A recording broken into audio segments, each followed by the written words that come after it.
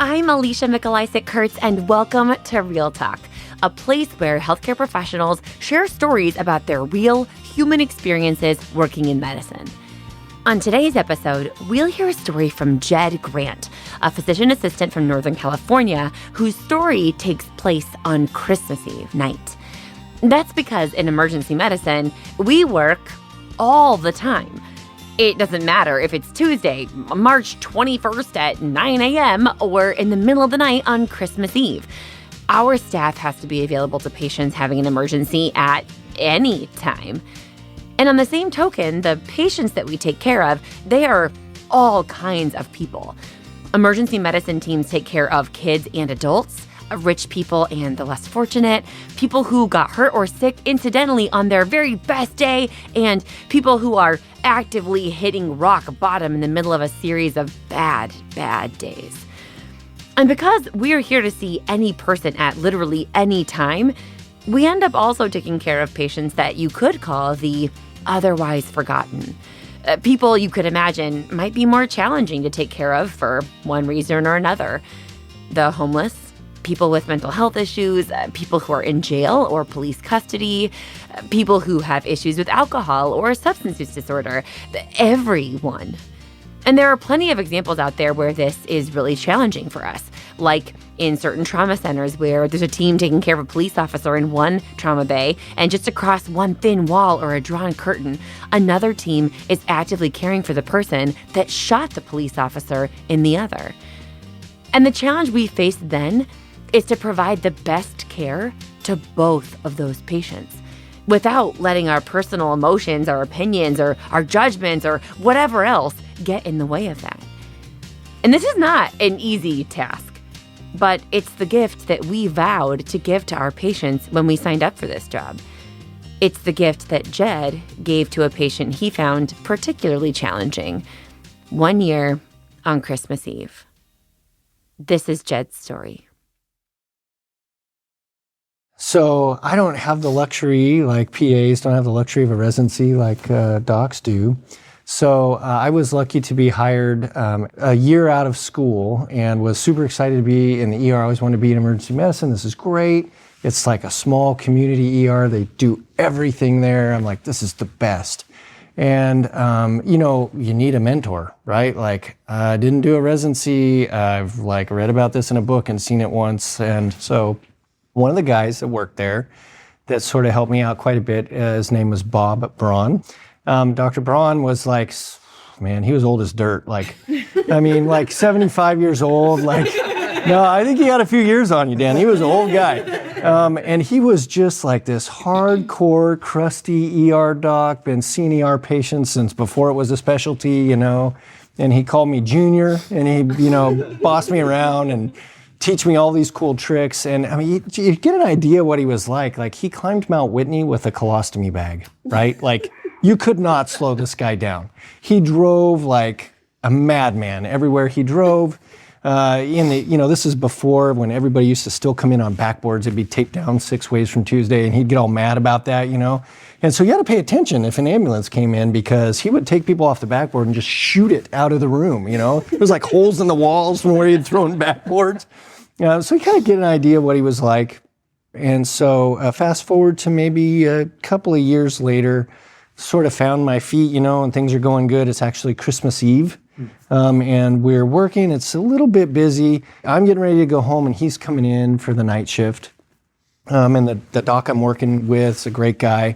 And I've got about 3-4 hours left on my shift. He comes and grabs me and says, "Hey, dude, I got this bad MVA coming in. This guy has lax everywhere. And if I go in there and sew, it's over, right? We're gonna be in here forever. Can you help me out with this guy?" I'm like, "Yeah, sure, I know how to sew." So we go in there and we look at this guy, we'll just call him Carlos. That's not his real name, but Carlos has a special kind of tequila drunk, you can smell it 2 rooms away. You're like, oh yeah. And, he's got him off the backboard, but he had just got lax everywhere, and bad lax, big one across the scalp, one on the face. His left ear was just hanging off in ribbons kind of, And he's like, what do you think? And I'm like, oh, I might need a little help, but I'll take a whack at it. And he's like, all right, well, he's still got to go to CT. And so, he's like, okay, good, thanks, And so just about that time, one of our sort of frequent flyers comes in, and we'll just call him Bill, also not his real name. So Bill comes in, and we've known Bill very well because he's there all the time for his big ventral hernia. And he's had like 6 laparotomies that have failed, so he's this huge ventral hernia and he hates it. And he's always coming in for this ventral hernia that he wants fixed. And he's like crazy 6 ways from Tuesday. Except today, on Christmas Eve, he decided that for Christmas, he wants his hernia fixed. And so, to force the surgeon into it, he has stabbed himself with a knife. And so, I'm thinking, well, Carlos is in CT. This will be easy, right? Pretty straightforward. So I walk in there and I'm like, Bill, what are you doing? He's like, I gotta get this hernia fixed. It's driving me crazy. I can't stand it anymore. So I stab myself. I go, well, how big is that knife? And he grabs a hold of it, rips it out of his abdomen. He's like, it's about that big. And stabs himself again, right in front of me. And I'm like, oh my God, please don't do that again, It's just completely crazy. And I'm like, ah. And so we call the surgeon, kind of get him squared away. Carlos comes back from the CT scan. The attending comes in as I'm getting Bill wrapped up and says, hey, CTs are good. It's time to sew. I'm like, all right, great. So I settle in to sew. And have you ever sutured on a long laceration and you're like, I think they forgot about me, right? Like you're over in the corner, kind of hot, you got sweat running down in weird places that it shouldn't be. And you're like, nobody even knows I'm in here. Like I could probably die. Your back is hurting, your hands are macerated from their sweating in the gloves and you're just sewing. And that's what's happening with this guy. He's got all these lacs and I'm just closing and closing and closing. And I'm like, why are they not coming in here? They should be coming in to see if I'm dead, right? So as we're sewing, it's going on forever, and in comes a police officer and puts handcuffs on the guy. And he's like, yeah, fatality, so he's going to go. And I'm like, all right, well, do what you do. So, and this guy's fighting with his wife, arguing, he's drunk and angry and irritable. And so it's a little challenging, but he's just kind of doing his thing. And then we had this nurse that worked there, Brenda. She'd been an ER nurse for also forever, just kind of this hardcore, seen everything, And she comes in and I can tell that something is off with her. She just looks upset. But I'm thinking, okay, now I know I've been in here too long, because if they sent Brenda for me, it's time to go. And she walks in and she just says, are you okay? Do you need anything? And I'm like, no.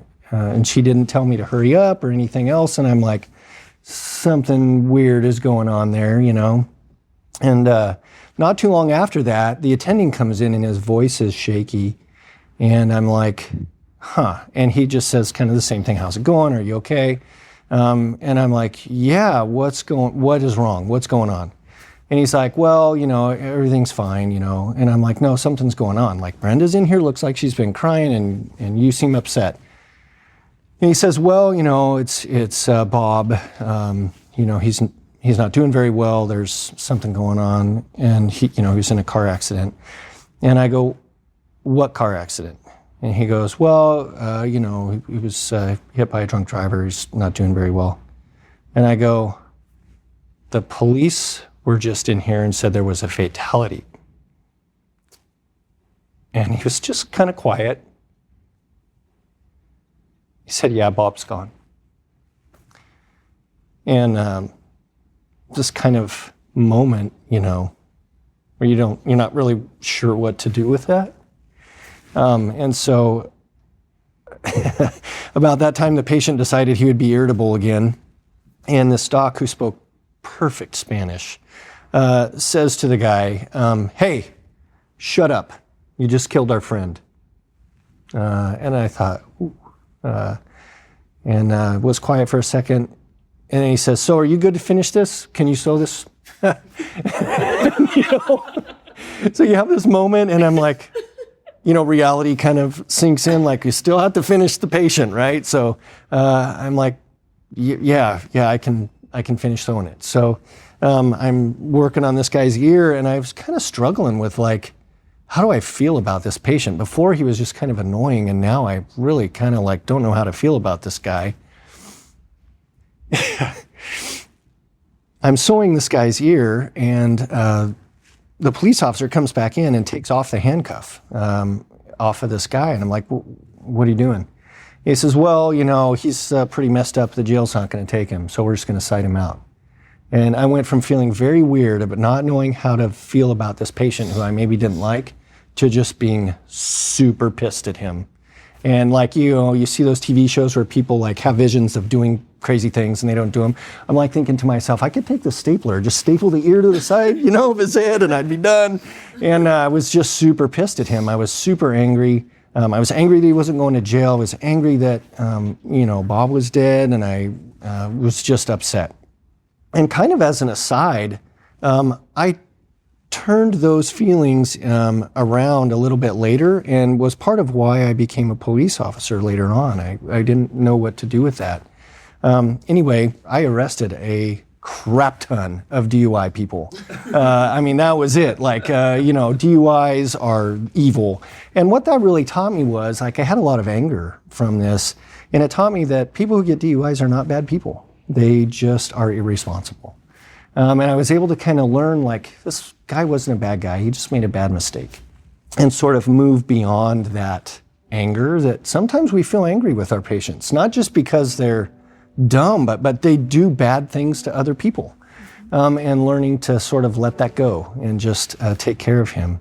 So I finished sewing him up and walk out. The ER is just quiet, very quiet, which is bad, right? And just about that time, the hospital chaplain, who had a beautiful singing voice, he came down to the ED and he sang Silent Night.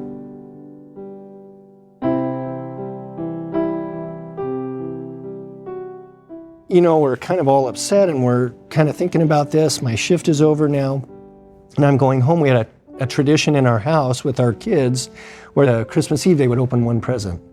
And so we finish this case up. He sings Silent Night. I go home and I'm sitting in my living room next to my wife. I have these 3 little kids and they're opening Christmas presents. And I am just struck by the profound weirdness of our job. You can see this incredible disaster unfold and 3 hours later be sitting next to your family that's safe and secure and normal, and weird how you have to sort of deal with that. And I never told anybody about it. I never even mentioned it to anybody until a Facebook post when I heard about this podcast. And I just think I didn't know how to explain to anybody what that is like and how you deal with that. And the only other time I ever have dealt with that type of thing was as a police officer. It's very similar, except that they get to take people to jail, right? We don't get to do that. So it was a really weird experience, but I learned a ton from it. I learned to take something kind of negative and turn it into something positive. I learned that after 30, 40 years of emergency medicine, you're going to be crusty, right? And crusty is okay. And he was as crusty as they come, but he was, when it came to teaching or mentoring, he was very gentle and a great teacher. And a great man, and I've kind of tried to do that, working in education now a little bit too. So it was just an odd experience that I think we all deal with, but we don't think about very much, and that you sort of take those experiences and you put them into a box, but we don't ever let them out of the box. You just put them in there and you move on. And so I think looking back at that and other experiences that I've had, I think, it's good that there's this kind of thing where you can talk about that and you can let a few things out of the box. And it felt really good to share that post. And it feels good to talk about this now, even though never really spoke about it because, first of all, it's upsetting, right? But then you don't want to burden people hey, I had this terrible thing happen. It seems weird to talk about it, but I think it's important that we do. There's a lot to be learned from sharing those experiences.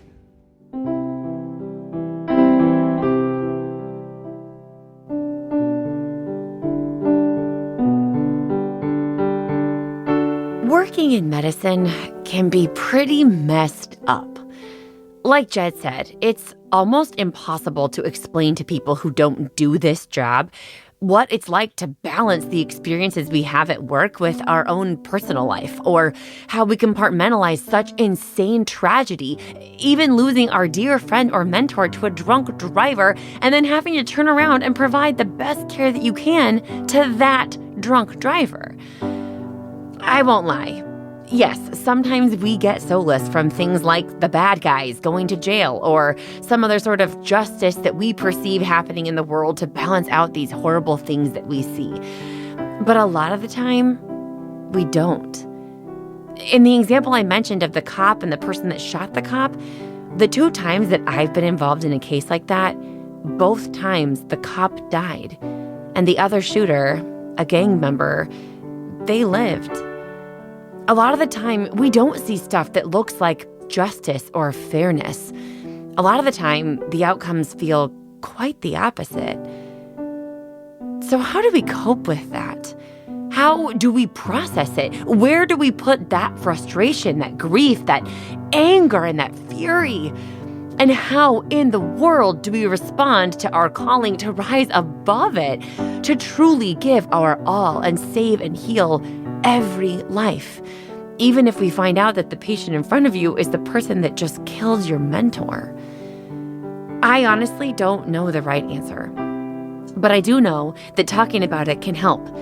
Realizing that having these feelings isn't unique to any one of us, that we all struggle, and that yes, it really isn't fair, that we don't get to react the way that a normal non-medical person would react when we are put face to face with these situations. Sometimes it also helps me to think about the longer story of the patient in front of me.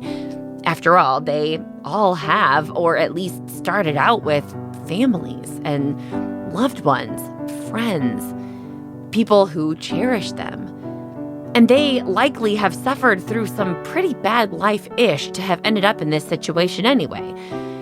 And at the end of the day, it's not really up to me.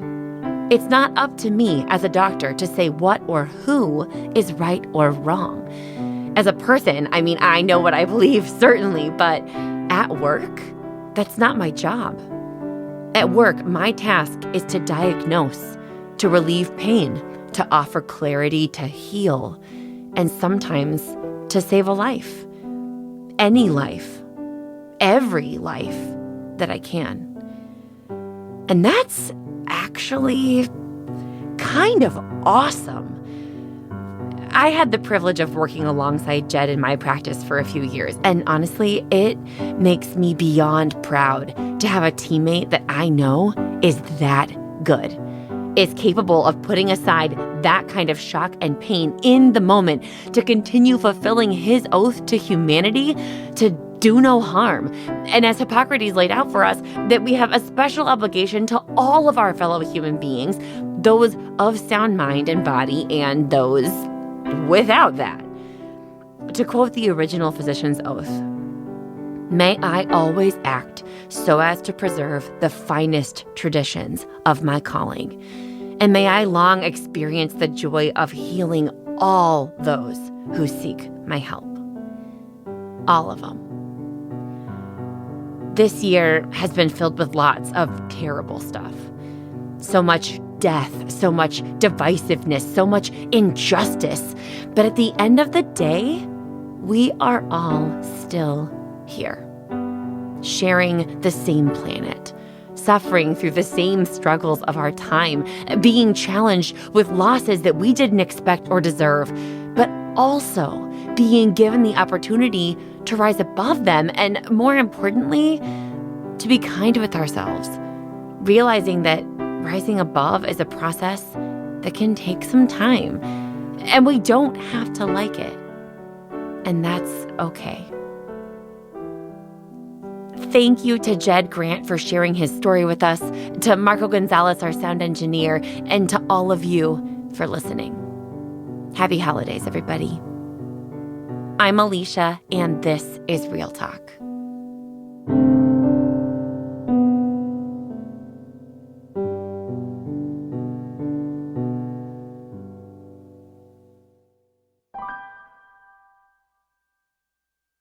Want to connect with the Real Talk podcast or record your story with us? Start at realtalk.transistor.fm, or you can follow the link in the show notes for this episode.